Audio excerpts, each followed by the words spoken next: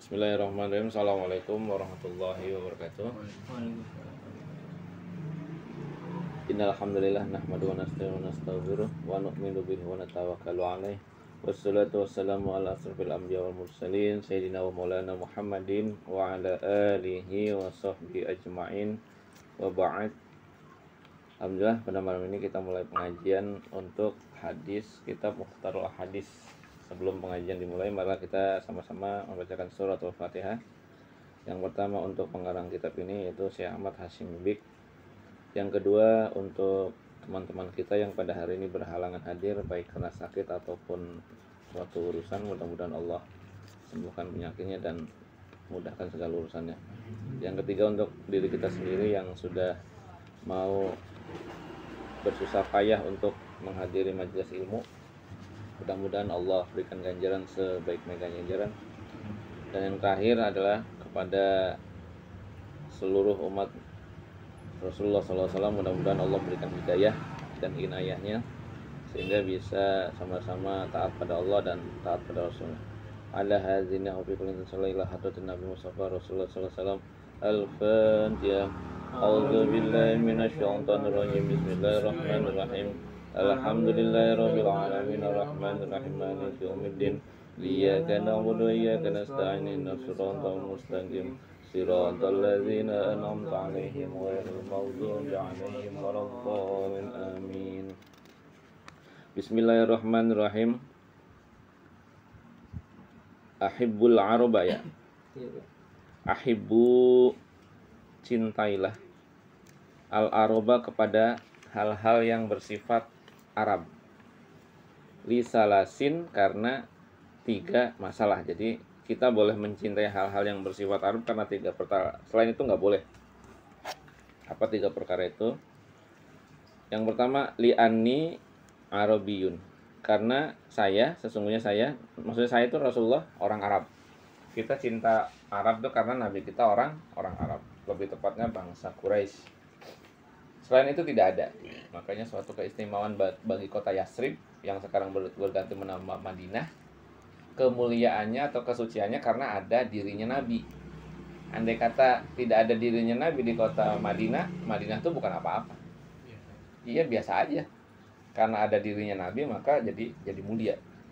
Jadi apa-apa yang menjadikan Nabi jadi mulia, sebagaimana Allah jadikan juga kemuliaan kepada para Nabi sebelum Rasulullah.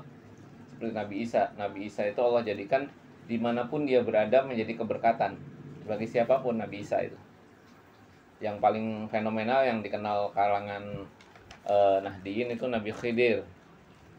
Dinamakan Khidir karena artinya kehidupan. Sebetulnya banyak sekali nabi-nabi yang memberikan keberkatan kepada kita semua ya. Walaupun itu nabinya sudah tidak ada, tetap memberikan keberkatan. Sebagaimana bangsa Arab itu kan, jazirah Arab itu kan kalau kata kita gersang, tandus, air katanya sulit katanya ya. Tapi konflik nggak ada redanya di sana. Artinya apa? Di sana ada keuntungan. Di mana ada konflik, di situ pasti ada keuntungan. Nggak mungkin nggak ada konflik kalau nggak ada keuntungan gitu. Artinya apa? Bangsa atau jazirah Arab yang kata orang tandus, gersang itu ternyata masih memiliki potensi besar untuk diperebutkan gitu. Maksudnya gitu. Yang kedua, wal Qur'anu, dan adapun Al-Qur'an Arabiyun, berbahasa Arab. Al-Qur'an kita berbahasa Arab. Walaupun tidak semuanya. Ada yang mengatakan para ulama akronim dalam bahasa Arab itu bukan Arab. Itu adalah gaya bahasanya Allah. Seperti alif lam mim nun, itu seperti teka-teki lah, kata-kata teka-teki itu. Tradisi bangsa Arab memang tidak punya tradisi teka-teki. Ya belum ada sih. Ya kayak Indonesia aja, misalnya ada satu ungkapan P itu apa? Kita nggak nemu sampai sekarang kan. P itu apa? Masa parkir? Ya kalau di itu traffic light di jalanan ya, P itu pasti parkir. Tapi itu kan bukan dari bangsa Indonesia kan.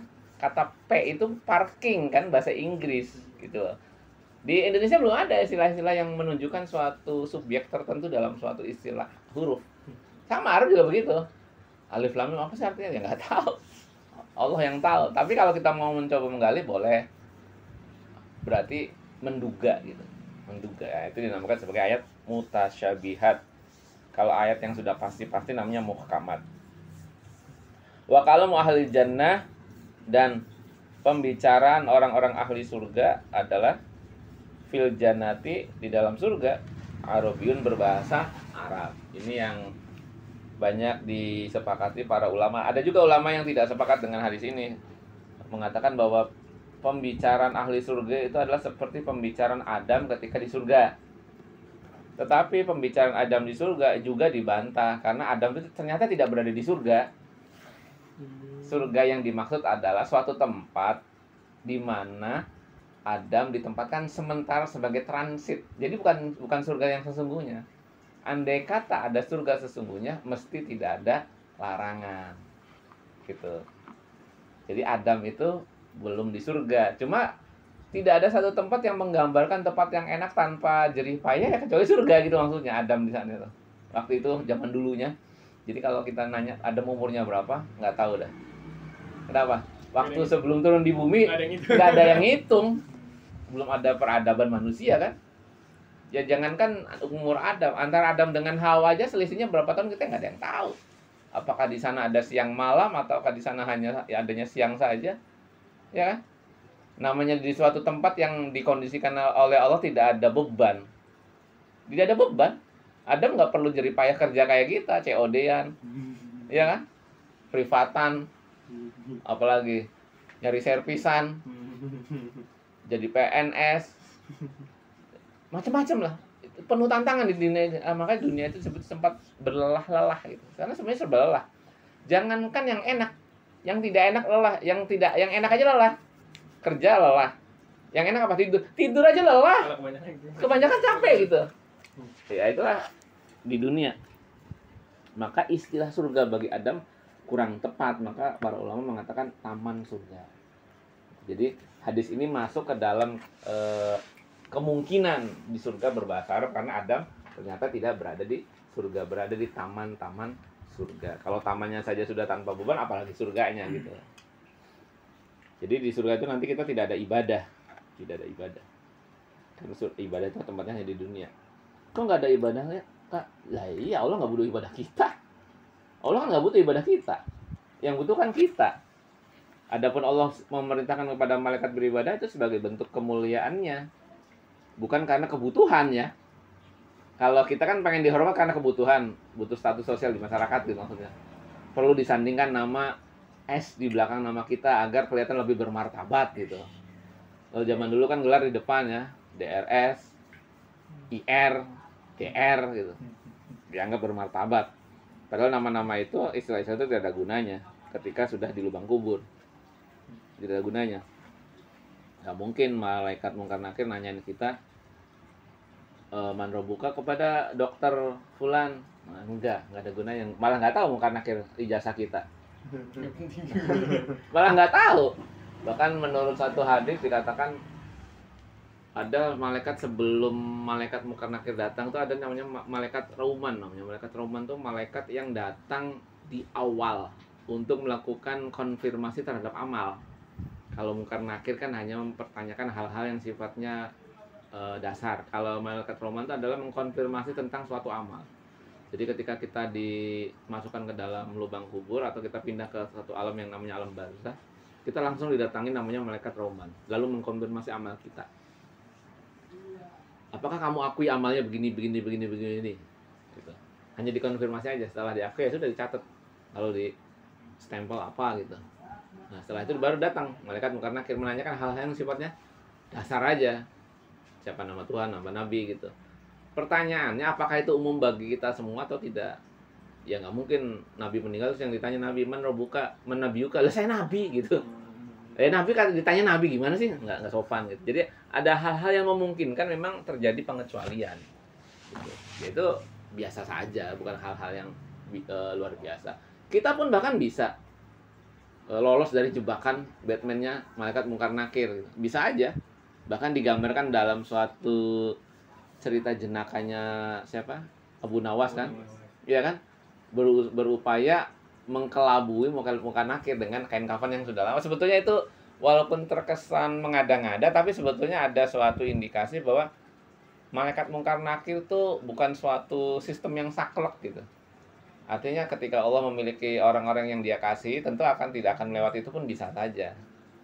Bisa saja.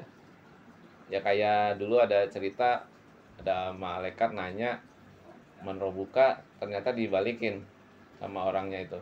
Man itu kalimat apa? Ternyata yang ditanya guru bahasa Arab gitu.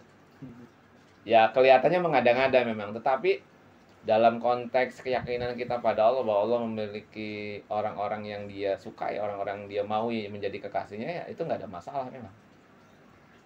Wong timbang pertanyaan doang. Apa terus malaikat bukan nanya terus-terusan, kan enggak juga.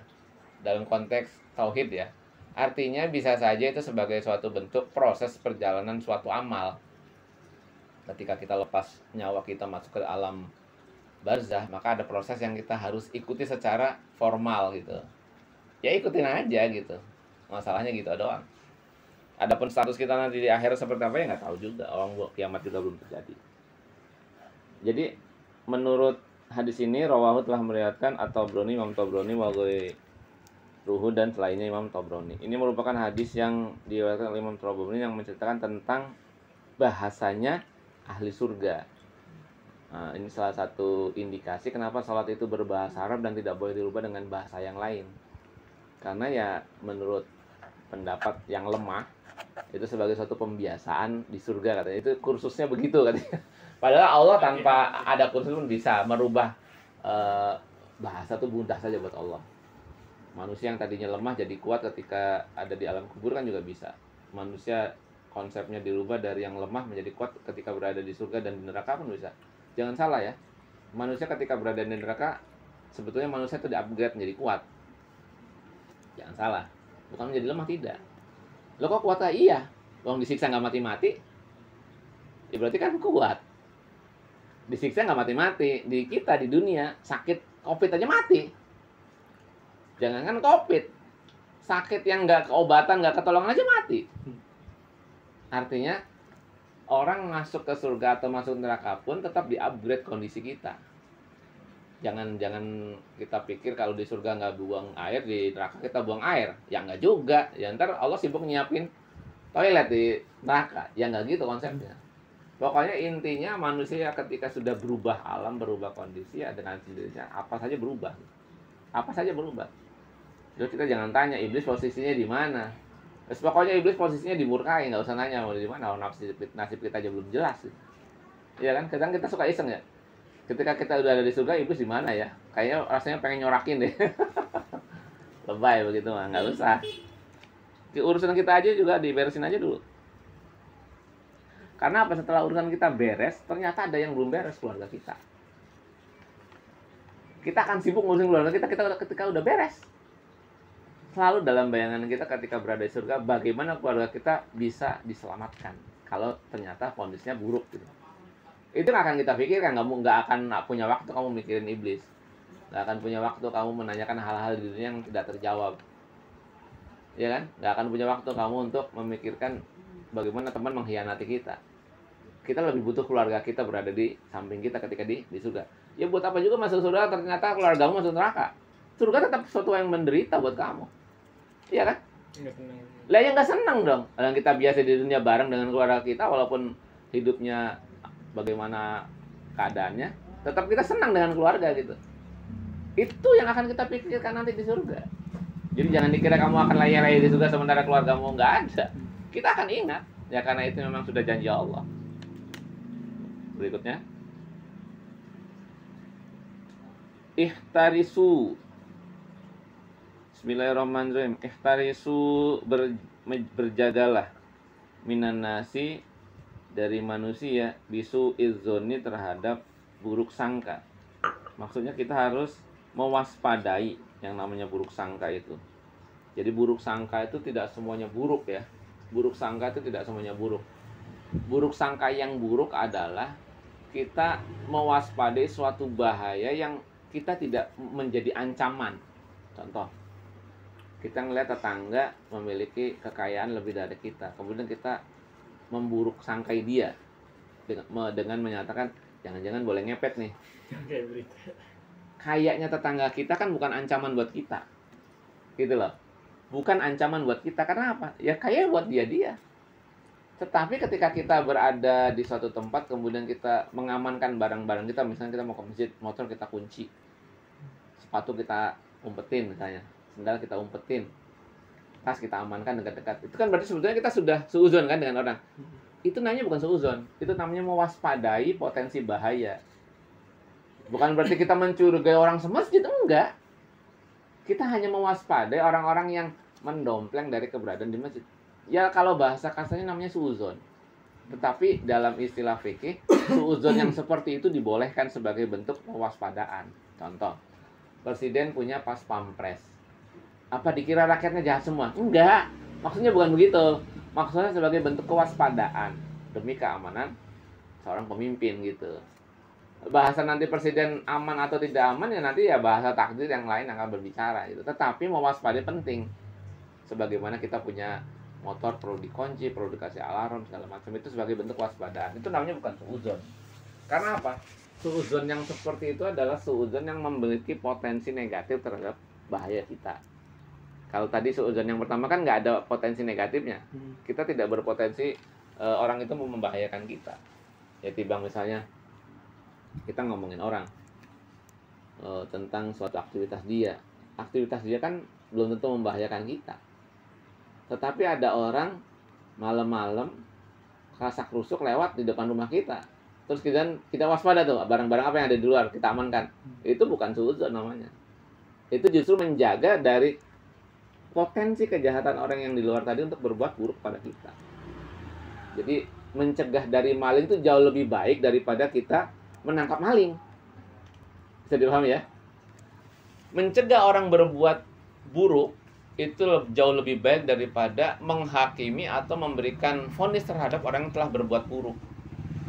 Misalnya gini, kita ngumbar barang-barang kita tanpa diamankan, uang diambur-amburin, misalnya taruh sembarangan.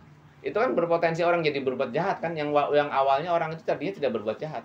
Gara-gara kita yang ceroboh, trader, atau kita yang dengan unsur kesengajaan memancing orang jadi berbuat jahat, kita yang dosa. Tetapi kalau kita sudah mengamankan potensi untuk orang berbuat jahat pada kita kecil, kemudian ada orang berbuat jahat, baru dia yang nanggung. Yang nanggung. Pencegahan terhadap suatu kejahatan sudah kita lakukan. Kalau sekarang kan yang terjadi kayak kasus-kasus korupsi. Kasus-kasus korupsi seolah-olah orang dibiarkan korupsi dulu gitu. Baru tinggal ditangkap-tangkepin, enak. Padahal nggak begitu harusnya konsep pemberantasan korupsi itu. Pemberantasan korupsi itu dicegah dari orang berpotensi melakukan korupsi dulu, dicegah dulu.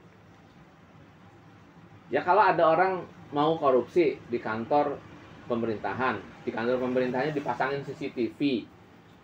Kira-kira orang mau korupsi gimana caranya? Di kantornya dipasangin CCTV. Atau di jalanan untuk tempat-tempat proyek-proyek tertentu dipasangin intel-intel. Siapa nih yang berbuat curang dalam suatu proyek? Berarti kan mencegah dari melakukan kesalahan. Sebelum orang itu mencuri dari suatu kesalahan tersebut. Nah, itu sebenarnya yang lebih baik. Kayak orang-orang yang memagari rumahnya dengan pagar agar tidak didatangi oleh hewan-hewan yang tidak dikehendaki. Itu kan jauh lebih baik daripada kita datang mengusir hewannya. Paham ya? Kayak gitu maksudnya.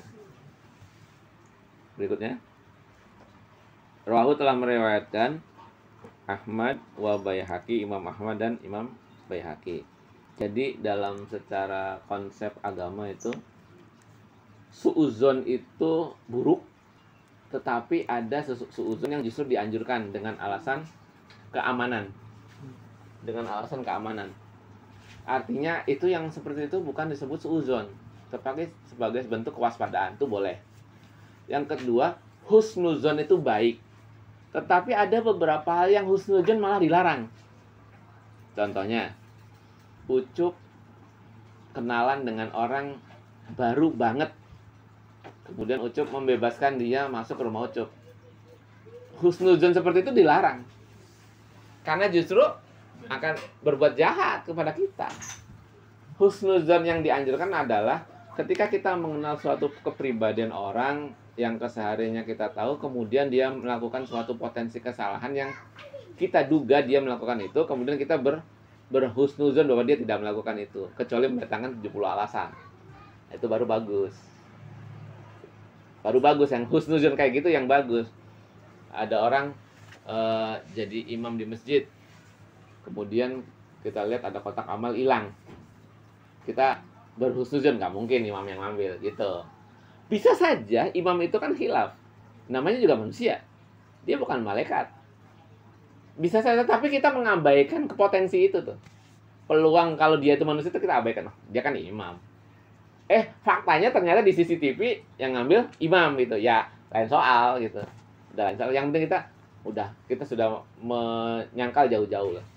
Tetapi kalau ada orang yang sudah terbiasa berlaku kriminalitas, kemudian dia mendeklarasikan diri sebagai orang yang berusaha jadi baik, ada suatu kejahatan, lalu kita kan otomatis pikiran kita kepada dia ya, jangan-jangan dia nih, premannya dia, residivisnya dia, jangan-jangan dia.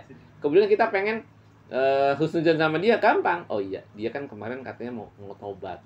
Yang padahal yang kenyataannya dia gitu, kenyataannya dia. Nah, untuk suudzon seperti ini tidak boleh berlaku pada penegak hukum, nggak boleh. Polisi nangkap maling terus nggak mungkin maling kamu, nggak boleh. Husnuzon kayak begini malah dosa polisi. Ya polisi kan harus ngorek keterangan. Mau maling apa? Maling motor. Jangan ngomong motor doang, jangan ngomong maling yang lain nih, mobil apa enggak? Itu kan kayak suudzon ya. Tapi ya memang polisi kerjanya itu. Makanya kiai jangan bersikap sebagai polisi. Begitu juga sebaliknya. Nggak boleh bertukar tempat. Ya kiai ya jadi kiai aja, ustadz jadi ustadz aja, husnuzon aja kepada orang, husnuzon. Ada orang nggak ngaji-ngaji, jangan ditanya, oh emang dia pemalas, nggak perlu. Kita husnuzon, oh iya banyak urusan, oh iya lagi meningkatkan martabat keluarganya, banyak lah pokoknya. Datangin 70 alasan untuk kita mencegah dari husnuzon, dari suudzon. Tapi kalau polisi ketika sudah berada di wilayah pekerjaan dia, ya penegak hukum kan bukan polisi ya, bisa jaksa, bisa hakim kan itu. Ketika dia mendalami suatu masalah, dia harus ngorek sedalam-dalamnya sampai pembuktiannya itu habis. Kamu nyolong ayam ya? Enggak pak, nah ini buktinya. Kamu nyolong kambing juga? Enggak pak, ini buktinya. Terus datangkan bukti sampai buktinya habis gitu. Begitu buktinya habis ya sudah, proses vonis pengadilan gitu. Dan ketika di pengadilan pun hakim juga harus betul-betul memastikan kalau dia betul-betul pelakunya kan gitu. Bukan berarti mengulang kerjaan polisi, bukan.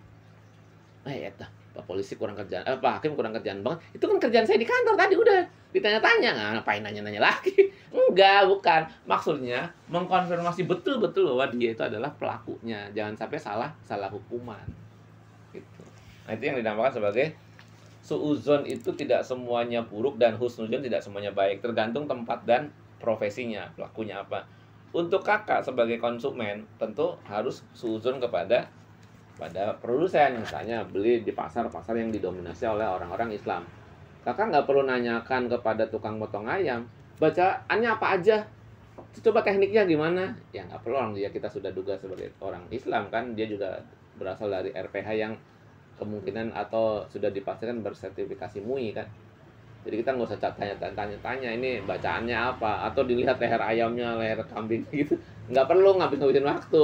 Kalau kita mau begitu ya harusnya juga ke produk yang lain juga, ke sayur, ke beras. Ini betul-betul halal nggak nih? Jangan-jangan kamu kakinya najis. Repot, nggak ada habisnya begitu mah.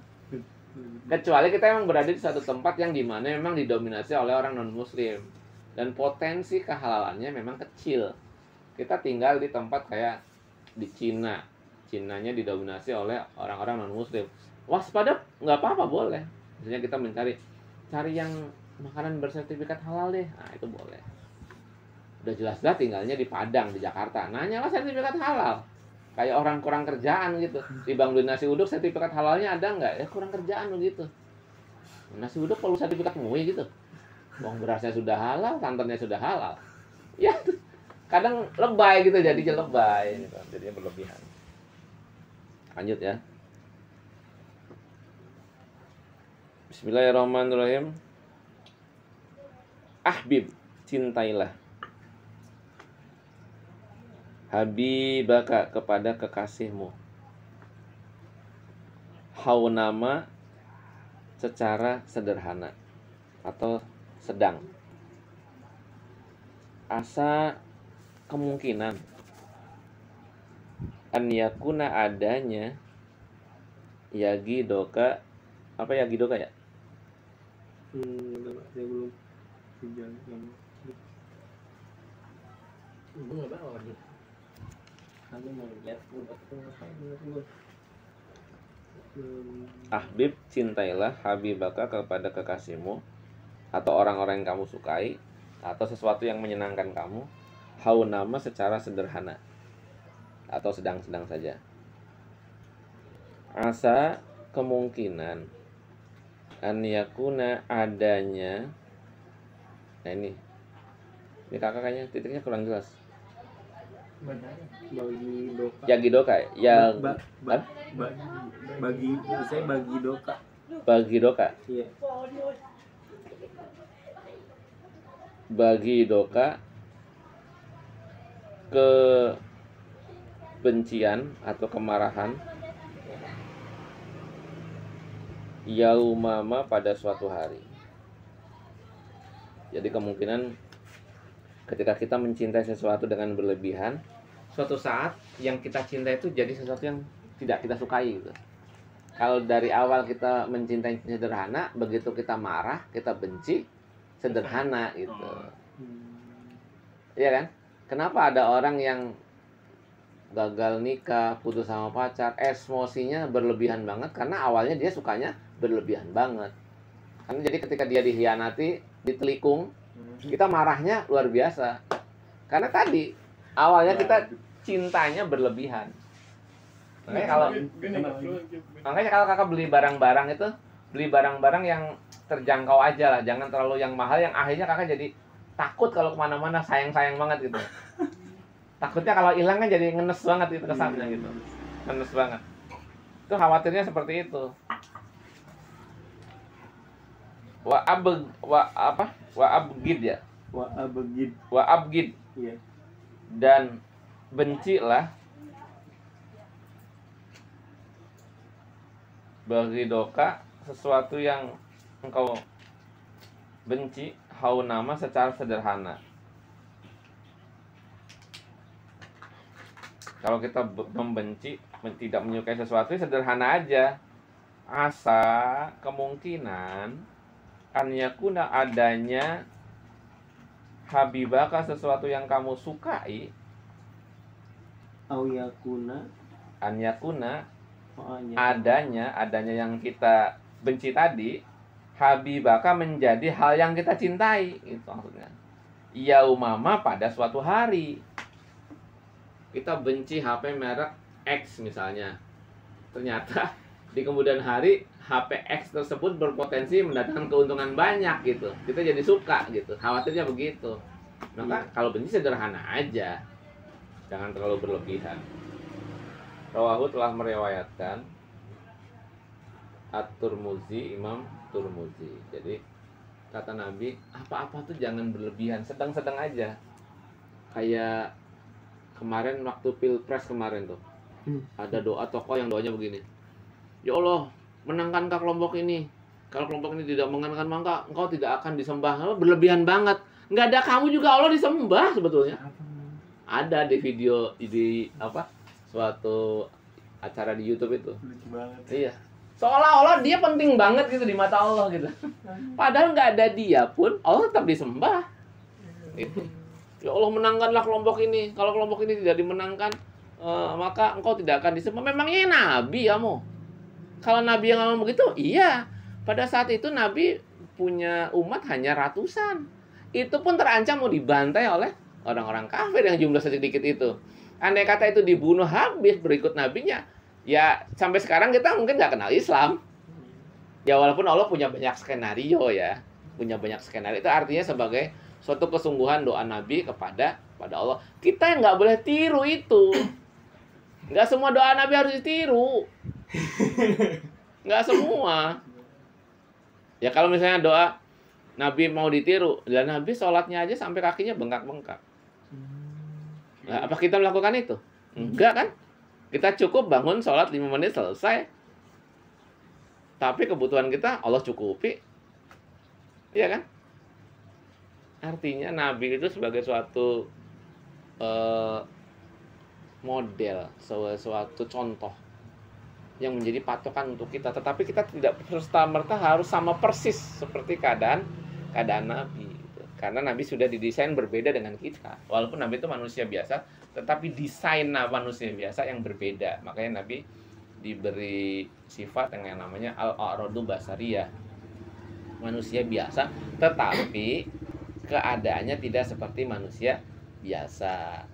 Nabi melakukan kesalahan oleh Allah langsung diampuni, dimaafkan. Nah, kalau kita dicatat di akhirat dipertanggungjawabkan, Nabi tidak.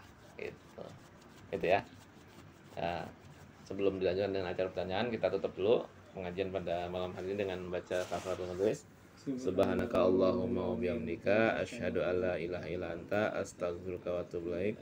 Assalamualaikum warahmatullahi wabarakatuh.